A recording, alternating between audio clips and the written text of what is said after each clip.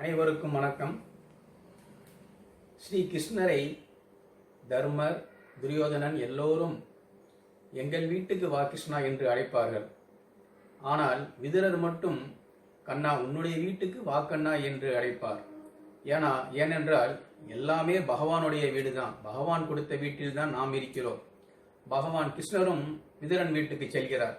விதுரனுக்கு ஒரே பதட்டம், என்ன செய்வதென்றே தெரியவில்லை. கிருஷ்ணரை உட்கார வைத்து வாழைப்பழத்தை எடுத்து அதை உரிக்கிறார். அதை உரித்துவிட்டு பழத்தை கீழே போட்டுவிட்டு தோலை குடிக்கிறார். பகவான் கிருஷ்ணரும் தோலை உண்டு கொண்டிருக்கிறார். அதுதான் உண்மையான பக்தி. அந்த பக்தனுக்கு அந்த பக்தியில் என்ன செய்கிறோம் என்றே தெரியவில்லை. அதே போல பகவானுக்கு பக்தனின் அந்த பக்தியில் தன்னையே மெய்மறந்து விடுகிறான் பகவான். இதுதான் உண்மையான இறைவனுக்கும் பக்தனுக்கும் உள்ள உண்மையான தொடர்பு என்பது இதுவே ஆகும். நன்றி, வணக்கம்.